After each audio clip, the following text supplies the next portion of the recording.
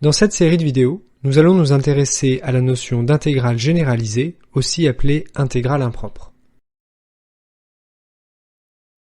Dans une première partie, nous allons définir cette notion et nous allons voir en quoi elle peut être vue comme une extension de la notion d'intégrale pour une fonction continue sur un intervalle fermé.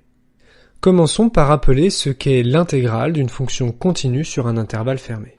Pour cela, on va considérer une fonction réelle f continue sur un intervalle fermé AB.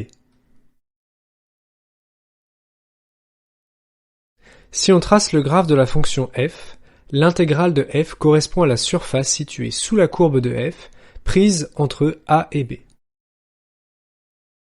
Pour une fonction continue sur un intervalle fermé, cette grandeur est toujours bien définie. De plus, si grand F est une primitive de la fonction petit f sur la totalité du segment AB, alors l'aire est égale à grand F de B moins grand F de A. Aussi noté entre crochets, f de t pris entre A et B. La question que l'on souhaite se poser maintenant est la suivante. Que se passe-t-il si B tend vers plus l'infini? Par exemple, si on considère l'intégrale de exponentielle moins t pris entre 0 et plus l'infini. De même, que se passe-t-il si, par exemple, la fonction n'est pas définie en A, comme c'est le cas pour la fonction 1 sur racine de t en 0?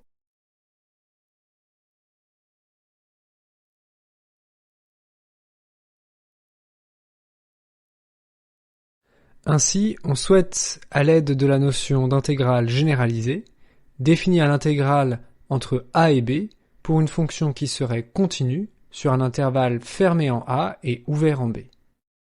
Ainsi, b pourra donc être soit une borne infinie, comme dans le cas de l'intégrale entre 1 et plus l'infini de 1 sur t carré, ou un point pour lequel la fonction n'est pas définie, comme par exemple dans le cas de l'intégrale entre 0 et 1 de 1 sur 1 moins t. Cette intégrale n'est pas définie en 1, car lorsque t prend la valeur 1, on a un quotient du type 1 sur 0. Dans ce cas de figure, l'intégrale entre a et b de f de t est une intégrale impropre, et on dit que b est une borne impropre.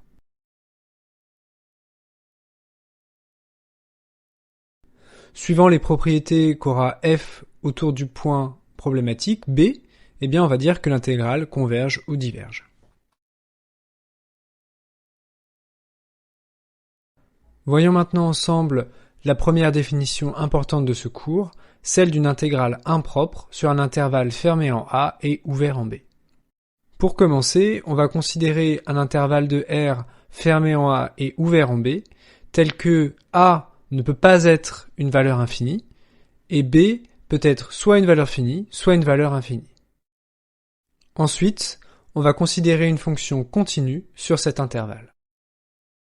On va dire alors que l'intégrale entre a et b de f de t converge si la fonction qui a x associe l'intégrale entre a et x de f de t admet une limite finie quand x tend vers b.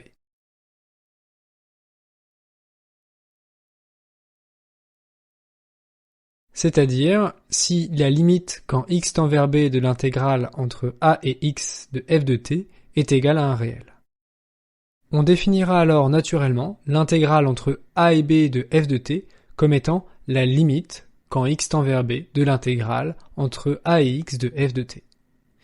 Et si jamais l'intégrale entre a et x de f de t ne converge pas, on dira que l'intégrale entre a et b de f de t diverge. Évidemment, on adoptera le même type de définition dans le cas d'une intégrale impropre en a, en étudiant la limite quand x tend vers a de l'intégrale entre x et b de f de t. Afin de bien comprendre cette définition, je vous propose d'étudier plusieurs exemples. Pour commencer, étudions la nature de l'intégrale entre 1 et plus l'infini de 1 sur t. On voit que la borne supérieure est une borne infinie, c'est donc bien une intégrale impropre. Pour savoir si cette intégrale impropre converge ou diverge, on va donc étudier l'intégrale entre 1 et x de 1 sur t, dont la primitive est égale à ln de t. On a donc intégrale entre 1 et x de 1 sur t qui est égale à ln de x, et cette grandeur tend vers plus l'infini quand x tend vers plus l'infini. Si on trace le graphe de cette fonction 1 sur t, on voit que la fonction tend vers 0. Dans ce cas particulier, on connaît la valeur de l'aire pour un x donné. Elle est égale à ln de x. On peut donc tracer l'évolution de l'aire lorsque x tend vers plus l'infini. On voit bien que l'intégrale entre 1 et plus l'infini de 1 sur t diverge.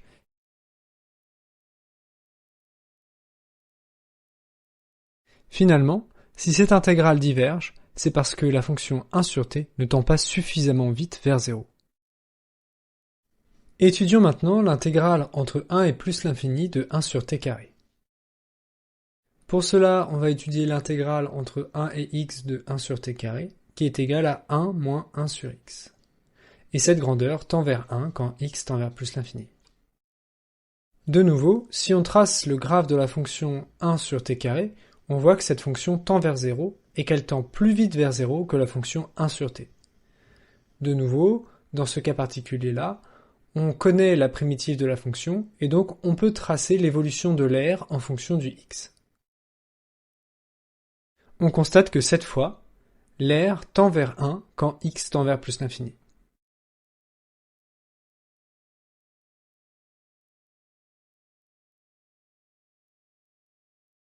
Et c'est pour cette raison qu'on dit que l'intégrale entre 1 et plus l'infini de 1 sur t carré converge, et on a bien l'intégrale entre 1 et plus l'infini de 1 sur t carré qui est égale à 1.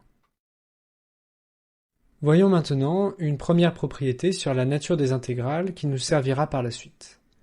On considère une fonction f continue sur un intervalle fermé en A ouvert en B de R, où B peut être soit une borne finie, soit une borne infinie. Ensuite, on fixe un réel C strictement compris entre A et B.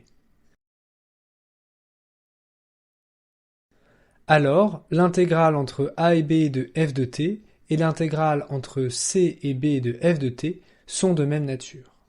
De plus, si l'intégrale entre A et B de f de t converge, alors l'intégrale entre A et B de f de t est égale à l'intégrale entre A et C de f de t plus l'intégrale entre C et B de f de t. On retrouve ici en fait la relation de Schall. L'information que nous donne cette propriété est que la nature d'une intégrale impropre en B dépend uniquement du comportement de f autour de B.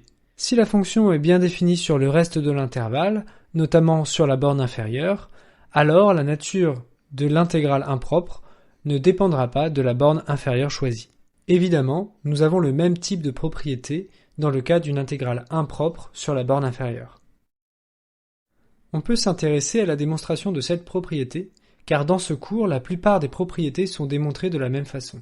Si on prend un réel C à l'intérieur de l'intervalle ouvert AB, alors pour tout x appartenant à AB, l'intégrale entre A et x de f de t est égale à l'intégrale entre A et c de f de t plus l'intégrale entre c et x de f de t. On a tout simplement appliqué la relation de Schall à une intégrale pour une fonction continue sur un intervalle fermé. Dans cette équation, l'intégrale entre a et c de f de t ne dépend pas de x. Il s'agit tout simplement de l'intégrale d'une fonction continue sur un intervalle fermé. C'est donc un réel. Au sens des intégrales généralisées, c'est une intégrale convergente. Ainsi, par opération sur les limites, quand x tend vers b, on montre facilement que l'intégrale entre a et b de f de t et l'intégrale entre c et b de f de t sont de même nature. Si l'une converge, l'autre converge, et si l'une diverge, l'autre diverge. De plus, en cas de convergence, on retrouve la relation de Schall.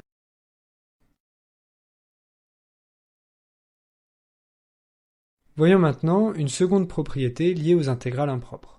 Si on prend deux fonctions f et g continues sur l'intervalle fermé en A, ouvert en B, où B est potentiellement une borne finie ou infinie, alors si l'intégrale entre A et B de f de t et l'intégrale entre A et B de g de t convergent, alors pour tout lambda appartenant à R, l'intégrale entre A et B de lambda f de t plus g de t converge aussi. De plus, on a l'égalité suivante.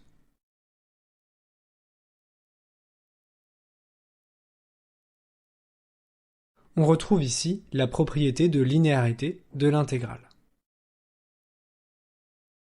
Par ailleurs, Si l'intégrale entre a et b de f de t converge et l'intégrale entre a et b de g de t diverge, alors l'intégrale entre a et b de f de t plus g de t diverge.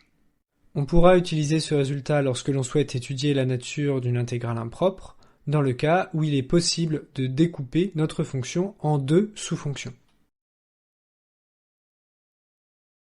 Pour montrer ce résultat, il faut procéder comme dans la démonstration précédente. Il faut donc dans un premier temps étudier l'intégrale entre a et x de f de t et l'intégrale entre a et x de g de t, puis utiliser les propriétés de linéarité de l'intégrale sur un intervalle fermé, avant de passer à la limite quand x tend vers b.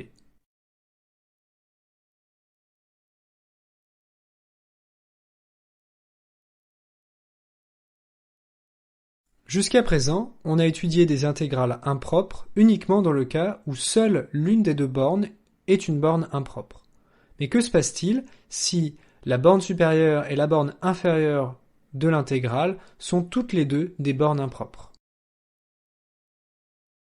On souhaite alors définir l'intégrale entre a et b de f de t dans le cas où f est continu sur l'intervalle ouvert en a et ouvert en b, où a et b sont deux bornes impropres.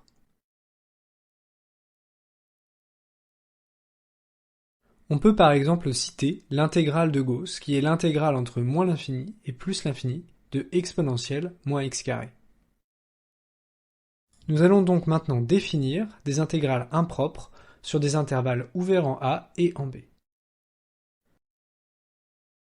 Pour cela, on prend un intervalle réel AB ouvert en a, ouvert en b, tel que a peut être une borne finie ou infinie, et b une borne aussi finie ou infinie.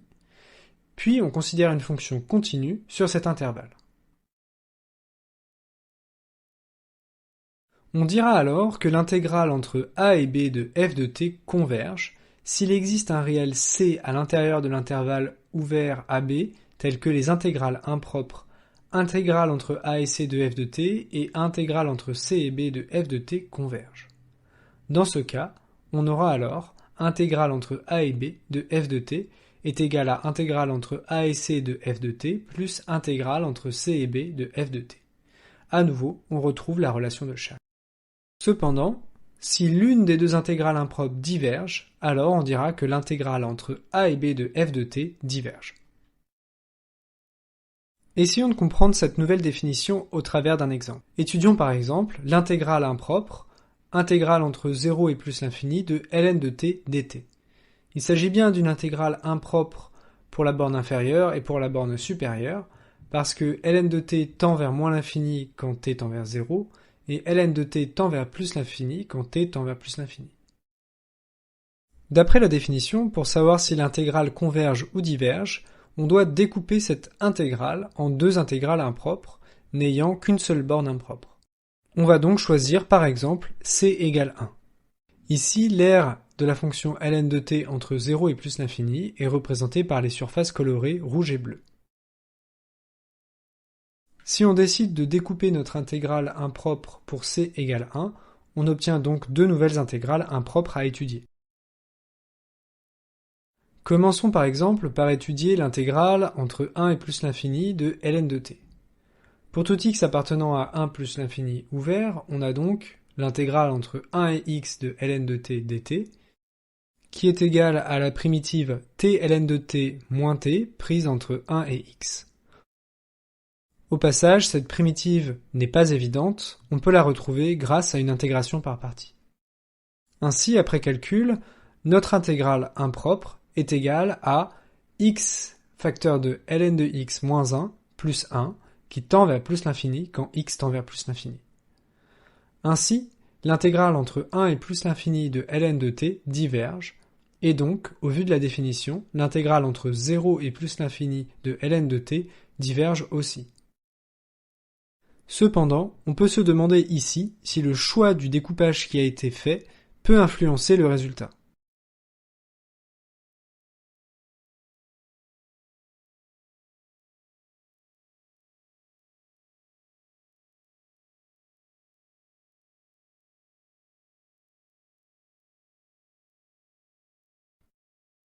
En réalité, d'après la propriété 1.1, la nature de l'intégrale entre a et b de f de t ne va pas dépendre du réel c choisi.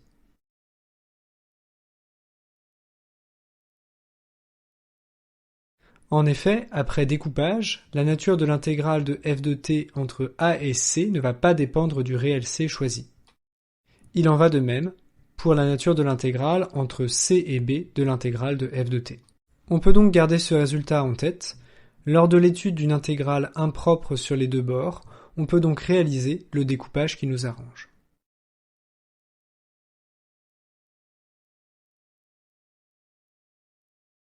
Je vais maintenant évoquer le piège classique dans lequel vous pourriez tomber en découvrant ces définitions. Lors de l'étude d'une intégrale impropre sur les deux bords, il faut toujours se ramener à l'étude de deux intégrales impropres n'ayant qu'une seule borne impropre.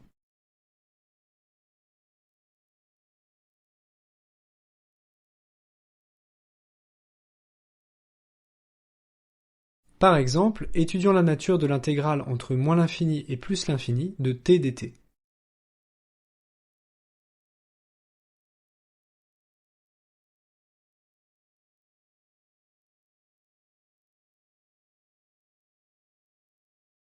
Je vais commencer par vous présenter un raisonnement intuitif et faux.